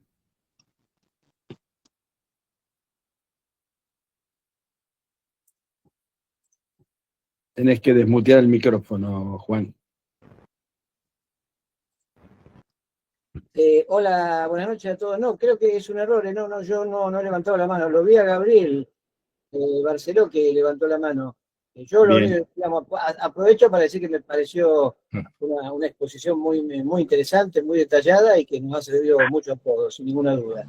Pero no, a mí me gustaría escucharlo a Gabriel Barceló, que realmente es un entendido en la materia que vos mencionaste varias veces, Sí, Ariel, sí. así que bueno, adelante, saludos a todos. Adelante, Gabriel. Bueno, gracias. Y perdón, no quiero ser, invadir la excelente charla que dio Rodolfo. Me parece que fue excelente y muy ilustrativa, muy interesante la manera de encajar la cuestión nuclear en la actual situación mundial, ¿no? La única observación que yo quería hacer es que es cierto, tendríamos que poder desarrollar el uranio la capacidad de enriquecer el uranio, seguramente lo podemos hacer. Lo que hay que saber es que hay fuertes presiones de los países que ya tienen la capacidad de enriquecer el uranio, con el argumento de que la gente, el que tiene capacidad de enriquecer uranio puede hacer la bomba. Entonces, con el argumento de la no proliferación de armas nucleares, vas a recibir presiones muy fuertes y muy pesadas. Fíjense ustedes que Brasil, que tiene capacidad de enriquecer uranio en serio, con centrífugas, las centrífugas son 10 veces más eficientes que la de difusión gaseosa, que son la de Picanilleo. Es decir, sale 10 veces más barato, básicamente, el enriquecimiento con centrífugas. Todo el personal que opera la planta de enriquecimiento de uranio de Brasil son militares. Toda la estructura de enriquecimiento la manejan los militares. Esto tiene varias puntas, ¿no? Por un lado la parte de confidencialidad, pero por otro lado la parte del nivel a mí me hace pensar en el nivel de riesgo al que están sometidos la gente que está con estas cosas. Este tema es muy sensible y además en este asunto estaban hasta hace 10 años por lo menos Estados Unidos, Francia y Rusia juntos. Hay que tener en cuenta que Estados Unidos enriquece su uranio mayoritariamente en Rusia. Es decir, el proveedor de servicio de enriquecimiento de uranio para Estados Unidos es Rusia y segundo es Francia. Ahora están tratando de diversificarse ellos con plantas viejas que tenían, pero tienen una muy pequeña planta de enriquecimiento de tecnología de una fábrica que se llama Urenco, que es propiedad de alemanes, británicos y holandeses, Urenco, y Urenco opera en Estados Unidos, pero las reparaciones de las centrífugas las hace exclusivamente personal europeo, de alguno de esos tres países. O sea, el tema del enriquecimiento es muy delicado, es muy sensible, y si lo queremos hacer, tenemos que saber que vamos a recibir presiones de todo tipo. Y por otro lado, tenemos nosotros capacidad de fabricar centrales de uranio natural, es cierto, con tecnología canadiense, pero los canadienses han venido a pedir colaboración para un plan que tienen ellos, y creo que hay que estudiar esa posibilidad, ¿no? Esto es lo que quería señalar. Por otro lado, gracias Ariel otra vez por su excelente charla y ha sido muy ilustrativa. Bien, gracias Gabriel, nos debemos una presentación que las agendas hasta ahora no han permitido, pero ya la vamos a hacer. Norberto Rosendo, por favor. Bueno, primero, muchísimas gracias por la excelente charla y por las aclaraciones de Gabriel. Y mi pregunta es simple, ¿qué estamos esperando para echarlo a Milei? Pues básicamente es eso lo que tenemos que hacer, hermano. Ya, yo eso lo planteé en una reunión que hicimos en el sindicato el sindicato de maestros, de que yo era parte, hace como 2 años. Y cada día que pasa se acentúa más eso. Ahora, yo no veo en nuestra élite, en nuestros representantes ni políticos, ni sindicales, ni ninguno de ellos, la idea de echarlo a Milei, aunque sí la está en la gente. Y no entiendo por qué. No sé, ¿cree que te conteste yo? O sea, acá el gran problema que tiene Argentina, ¿no es cierto? Que acá ese gran sujeto político que era el peronismo, que era un sujeto político que tenía una conducción estratégica en Perón, tenía una doctrina que encuadraba y se respetaba y una masa que era pueblo organizado, que era conducido, eso es un verdadero poder político. A partir de la muerte de Perón, se reconstituye en ciertos aspectos con Menem y después con el kirchnerismo, pero nunca volvió a ser ese sujeto político revolucionario, porque claramente Perón, más en su periodo, en el primer periodo, no es que fue fácil, tenía los dos imperios en contra, sin embargo, tomó la decisión de crear un país soberano, con independencia económica y justicia social. No fue fácil, si recuerdan la historia, el que arma y organiza la marcha de la democracia y la civilidad es Prue Braden, el embajador norteamericano, o sea, no era fácil hacerlo, había que tener decisión política, y se crea en ese momento ese sujeto político. A partir de la muerte de Perón, más ya que se reconstituyeron algunas instancias orgánicas, el peronismo dejó de ser un sujeto político que tenía su columna vertebral en el movimiento obrero, que además era un movimiento obrero que tenía un sindicalismo peronista. ¿Por qué? Si uno toma las declaraciones de La Falda, Huerta Grande, del 68 de la CGT Los Argentinos y aún los 26 puntos de la CGT Ubaldini, lo primero que planteaban no era la cuestión gremial salarial, lo que planteaban eran medidas de neto corte político para un modelo político del país.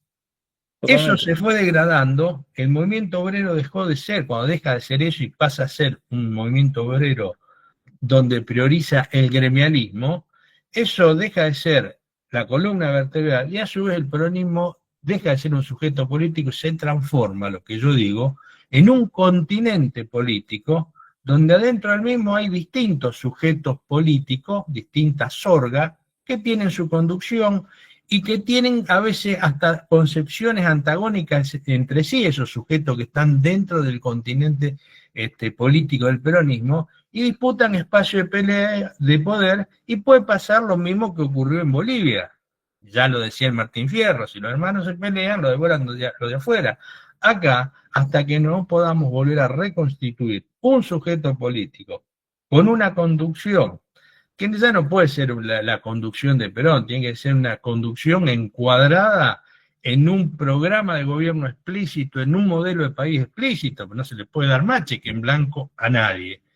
Y una vez explicitado eso, que debería ser de alguna creación, de una conducción colectiva, verticalizarse en la acción y retomar el poder para volver a ejecutar un proyecto nacional donde volvamos a tener soberanía política, independencia económica, justicia social, una justa distribución de la riqueza, desarrollo nacional. Pero hasta que no reconstituyamos un sujeto político con esa característica, y nos estamos tiroteando entre nosotros adentro, hay quien va acá o allá. Acá hay todavía una gran puja interna, que eso fue uno de los grandes logros de este sistema partidocrático, que logró, por un lado, generar un amarillismo sindical, y por otro lado logró ese movimiento, que fue el más grande de Latinoamérica, transformarlo básicamente en un ente partidocrático. Por eso no tiene más fuerza el movimiento, no somos más un movimiento. Como decíamos antes, el movimiento se agita, pero no se mueve. Y el movimiento tiene que moverse en un sentido en pos de la liberación nacional. Si no, esto lamentablemente así. Y después hay que volver a reintegrar un peronómetro, que tiene que ser la doctrina es clara. ¿Por qué? Porque acá si no, peronistas somos todos. No, eso no es así. No somos los mismos peronistas que los que estuvieron con Macri y se dicen peronistas, porque claramente fue un proyecto neoliberal, antinacional, antipopular. Un peronista no puede estar ahí. Entonces Pichetto, que fue su vice y su escudero, y bueno, no puede ser. Acá no hay que separar la paja del trigo, y lamentablemente hay que hacerlo, porque si no clarificamos eso, no somos nada. No es que todos somos peronistas, es que no somos nada. Y no puede haber, si no hay objetivos políticos claros para estructurar un plan de acción política clara, y no vamos a ir a ningún lado, no vamos a convencer a nadie. Acá, lamentablemente, hay que ver si se puede reconstituir un sujeto político que encarne el cambio, y si no ocurrirá como ocurrió en México con el PRI. Se prisó, decimos, el peronismo, porque el PRI terminó siendo un partido más del sistema, dejó de ser que era el Partido de la Revolución, y vino este cuarto movimiento histórico, esta cuarta transformación en México, que la llaman ellos, con Morena, con López Obrador y ahora Claudio Sheinbaum. Eso también puede ocurrir, ¿no? Yo Vos lo propongo que decís básicamente es que el peronismo tiene que ser revolucionario o no ser. Eso es así, es su esencia de ser, que no implica matar a nadie, no implica Seguro. guillotinar a nadie, implica decir, bueno, queremos construir un país con soberanía política, con independencia económica y con justicia social. Y esto los grupos económicos, que es la oligarquía contemporánea argentina, no lo van a permitir. Y bueno, hay que ver cómo los ponemos en caja. Hay que tenerlo individualizado para ponerlo en caja a esos muchachos. Le voy a dar un ejemplo con dos medidas, si está la decisión política, en gran medida se los pueden corsetar un poco, que son medidas de corte liberal impositivo. Franklin Delano Roosevelt, durante la Segunda Guerra, impuso a todas las empresas un impuesto a las ganancias del 90%, porque estaban en guerra. Y bueno, aceptaron, y tenía el poder para hacerlo. Acá hay que hacer eso, decir, muchachos. Y lo otro, si eso lo acompañamos con un impuesto patrimonial anual del 10, el 15 o el 20%, ya está, los acabamos. Hay que controlar los medios de comunicación, algunos de ellos ya en parte, porque si no, no te van a permitir operar, ellos operan sobre la población, y hay que controlar el Poder Judicial. Dice, pero te vas a meter con el Poder Judicial. Sí, ellos se metieron.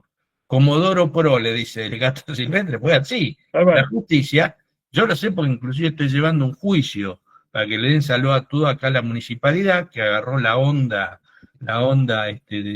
liberal de no darle salud a alguno, y no pueden hacerlo por la legislación que hay, que ya me salió una primera dictamen del fiscal, vamos a ver, ya me di cuenta que lo hablaron al juez, pero se lo voy a ganar, porque creo que tengo a favor una legislación sólida, pero acá la justicia está politizada, porque operan desde el juez a la Cámara, a la Corte Suprema. Entonces acá hay que controlar todo eso, si no, no hay otra manera. No podemos ser muy políticamente correctos. Hay que ser justos, pero una revolución tiene objetivo.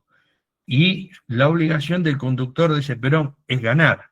Y ganar es derrotarlo a esta gente. ¿Cómo los derrotamos a los grupos económicos? Bueno, hay algunas revoluciones cortaron cabeza, otras los encorsetaron, otras los encanaron. ¿Qué hizo Putin con mucho de las oligarquías? O sea, hay muchas variables. Nosotros tenemos que decidir cómo lo hacemos y tener la decisión y el poder para hacerlo. Permitime, Ariel, antes de pasar a la pregunta de Carlos Zurita, o a la opinión de Carlos, propongo una reforma constitucional, obviamente es una broma lo que voy a decir, que impida que gobierne alguien que empiece con la letra M. Porque venimos de Martínez de O, de Menem, de Macri y de Milei, o sea que la M parece que está maldita, ¿no? Pero independientemente de eso, adhiero a cada una de las palabras que dijiste, no solo en la presentación, sino en lo posterior. Tenemos que ir a un peronismo revolucionario. La revolución del siglo XXI. Carlos Zurita creo que tiene una pregunta o algún comentario. Muchas gracias. Agradezco al compañero Rojo su brillante exposición y a vos, Juan Carlos, porque estos eventos son importantes y creo que a veces no le estamos tomando todo el potencial que pueden tener. Todos estos eventos que yo participo, muchas veces veo brillantes análisis, brillantes descripciones históricas, las coyunturas, conjeturas, etcétera. Pero esto no ocurre en quienes están decidiendo nuestra política. Ahora bien, ¿por qué no lo deciden? Un montón de razones. Muchos son arribeños, muchos han sido cooptados por el enemigo, trabajan para el enemigo, hay denuncias que se han hecho y en la actualidad hasta tienen 3 gobernadores y hasta el sistema de boleta de lista única que se está haciendo en Buenos Aires lo ha impuesto estas ONG bancadas desde el Congreso norteamericano con las subsidiarias de la CIA, y aquí funcionan con la Mediterránea, son los que organizan el encuentro de ideas, etcétera, etcétera. Yo veo que hay un grupo de compañeros muy interesantes en nuestro evento, pero somos minoría. Y el error principal que estamos cometiendo, creo, es no buscar una emancipación de esta militancia para empezar a intercambiar conceptos y ver cómo organizarnos. Lo que el compañero Ariel Rolfo decía, porque yo también estoy teorizando en un borrador simple, sencillo, que no va a servir si no tiene la precisión científica para un programa. El próximo candidato no tiene que ser una persona, tiene que ser un programa interdisciplinariamente construido. Y nosotros lo podemos hacer. ¿Por qué? Porque tenemos que pensar en la Argentina del siglo XXI, de la transformación tecnológica que se va a producir con el advenimiento de las tecnologías de la información, robótica, automatismo, etcétera, etcétera. Estamos en una nueva era y los postulados, evidentemente, Perón los cimentó: independencia económica, soberanía política y justicia social. Y debemos cambiar este sistema que no va más, este sistema de democracia formal no va más ni aquí ni en el mundo. Y creo que por la experiencia que tiene nuestra generación, porque es la que más ha vivido todas estas situaciones, debe darle algo al país. Y como militantes me parece que deberíamos empezar a organizarnos para conformar ese programa. Yo tengo algunos lineamientos de cómo empezar en el cuanto a la soberanía de la moneda, cómo se puede fundar una con solvencia estándar internacional, que aquí el bárbaro que nos gobierna cree que el peso no vale o vale según las circunstancias, por eso quiere dolarizar, no puede. Cristina planteó que el problema es el bilateralismo, pero nadie dio la solución. Y la solución está ahí, a la vista. Oro, cobre, litio, petróleo son los verdaderos valores estándar internacional. De ahí nosotros podemos darnos una moneda con solvencia estándar. Y con las tecnologías de blockchain podríamos tener una base monetaria perfectamente controlada. Debemos empezar a vincular la informática y la tecnología para complementar. El próximo Ministerio de Economía lo tenemos en el ejemplo, en el alto control tecnológico que tiene Vaca Muerta en Puerto Madero. Tiene 200 expertos en informática que controlan cada metro cúbico de petróleo, gas, cómo se distribuye, y hasta aplican la inteligencia, la realidad virtual para ensayos, para experimentos, y ver y analizar todo lo que sucede en Vaca Muerta. Toda esa tecnología, ahí nos están dando ejemplos cómo puede ser el próximo Ministerio de Economía para que cada flujo económico sea controlado perfectamente. Compañeros, aquí hace falta emancipación de la militancia, que nos empecemos a juntar, a entrelazar, a tirar algunos punteos y buscar bases de apoyo, porque el campo popular tiene que salir con un programa para que pueda el campo popular llegar al gobierno y desde ahí tomar el poder y transformar definitivamente el país. No es posible que tengamos un patrimonio científico, tecnológico disperso.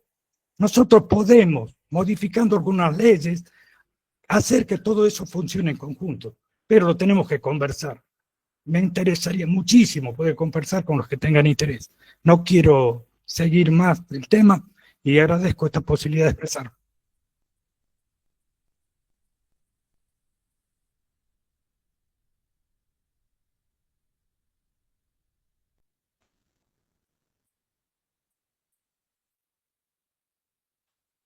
Tenés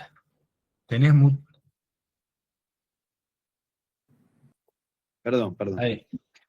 Ahora sí, permítame hacer unas invitaciones cortas, por favor.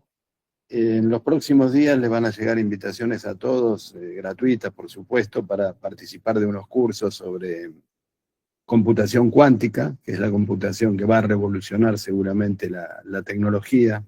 Básicamente, una computadora cuántica es 1000 veces o más poderosa que las computadoras más poderosas de la actualidad.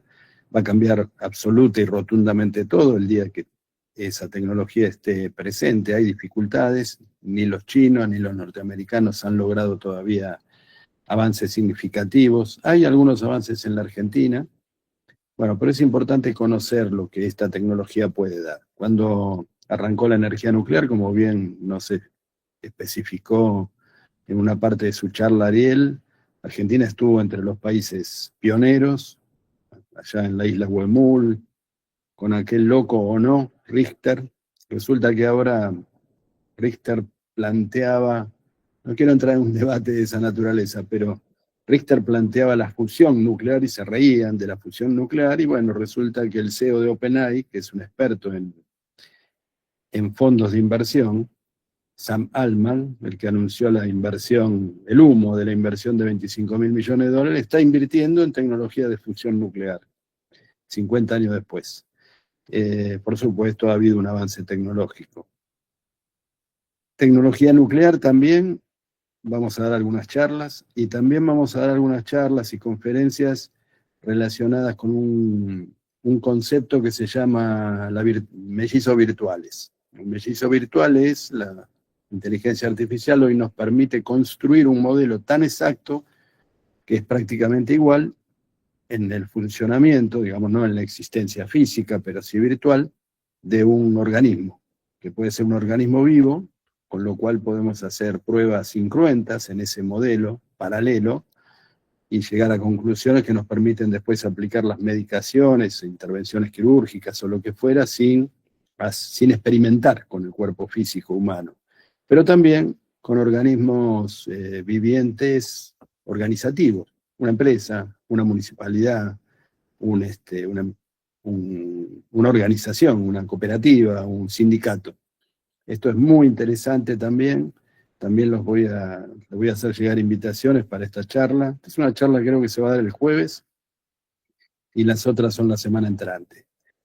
Vamos también a hacer algunas conferencias que están previstas con un compañero. Bueno, ahora los invito en 5 minutos si no van a cenar. Va a salir un reportaje al compañero Salinas Porto, que es un destacado dirigente del área de Internet a nivel mundial. Se va a dar una conferencia al exterior y estuvimos dando una larga conferencia, charla entre nosotros respecto a algunas cuestiones de soberanía tecnológica. Así que estamos en la línea de la que nos sugiere el compañero Zurita, y sí, coincido con él que tenemos que hacer cada vez más cosas de estas y cada vez tener mejor diálogo y potenciar desde las bases. También veo a Luis de Coronel Dorrego, vamos a dar una charla con él, estamos preparando un debate sobre si el uso del celular en la educación secundaria, si sí o si no, o cómo usarlo. Es un tema que está preocupando mucho a los padres y a los docentes, así que también es importante. Pero bueno, concretamente hay mucho para hacer y el domingo no les voy a decir que votemos bien porque estoy seguro que lo vamos a hacer, por lo menos mal que si eligiéramos al monstruo digital que tenemos en el gobierno. Les agradezco a todos. Si hay alguna opinión más, alguna pregunta, dejo el cierre para Ariel, felicitándote nuevamente por la calidad de tu charla, Ariel. No, yo simplemente agradecerle a todos los que, digamos, participaron. Pido disculpas por la extensión, se me hizo más extenso, me hubiera gustado que quede más tiempo para charlar, pero bueno, traté de ser, hay veces que para tratar de explicar bien me extiendo demasiado. Afortunadamente tenía una guía que pude llevar un orden, pero pido disculpas nuevamente por haberla hecho tan extensa, y bueno, me alegro de algunas opiniones que gustó o sirvió.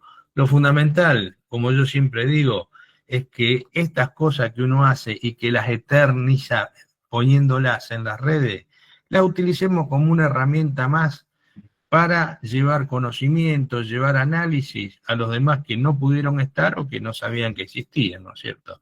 Es una forma de hacer un aporte más a la causa que nos, digamos, que nos involucra a todos. Y nada más, muchas gracias a todos.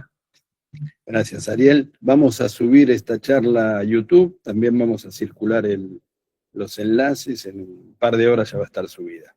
Muchísimas gracias a todos, especialmente a Ariel, a todos los que nos siguen siempre y a los nuevos que vinieron por primera vez, bienvenidos. Espero que les haya gustado y que sea el inicio de una tradición. Muy amable, muchas gracias a todos. Saludos, buenas noches, muchas gracias. Excelente, Ariel y Juan Carlos, muchas gracias. Muchas gracias a todos.